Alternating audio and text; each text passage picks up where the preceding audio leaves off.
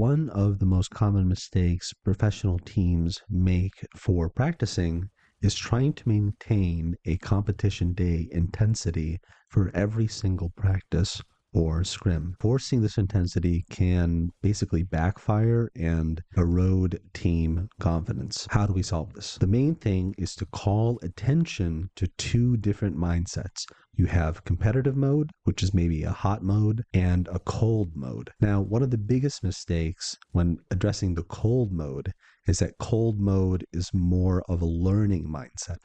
That's actually not the case, because you can still have a competition mode, your hot mode, while also having a learning mindset. Just because you are in a cold mode, a more relaxed state, it doesn't mean you're necessarily open to new information.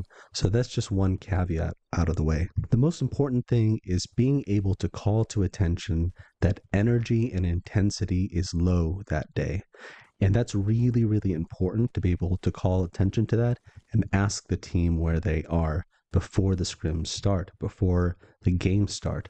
Or it might be about 5 games into your scrim day, and then maybe on the 6th game that your energy is low for whatever reason. You should be able to call attention to it either yourself as the player or as a coach to your teammates. One of the reasons it helps is if you expect that your teammates are going to have snappy, responsive times to your calls, you might feel pretty confident to take a fight. However, if you know before the game starts that your teammates are in a more relaxed state, they're not as intense, and their response times to your calls are going to be slower and not as responsive as usual, then that might change your behavior, change your rotations, and maybe even tell you to not take certain fights. You might approach the game entirely differently, and it prevents a lot of tension between you and your teammates. You might believe your teammates aren't listening to you or that they are not trying their best, but they might just not have the energy that day. Trying to force that intensity out of them when they really don't have the energy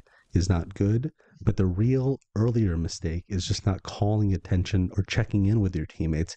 Hey, what is your energy like today? The hidden benefit over calling attention to everyone's energy levels is on competition day, there might be a game or a set of games where one of your teammates is incredibly exhausted. Competition is physically and mentally draining, and not just competition, but the training up to the competition. If one of your teammates is sick, they are physically drained, mentally exhausted. Now you've had months and months of practicing for this exact same moment. So you know how to fill in the gaps, you know how to shift roles and transition responsibility. So the point isn't so much that there is a hot mode and a cold mode. The most important thing is that you call attention and you ask each other what everyone's energy levels are at. So you can manage expectations, change roles, and change behaviors if you need to.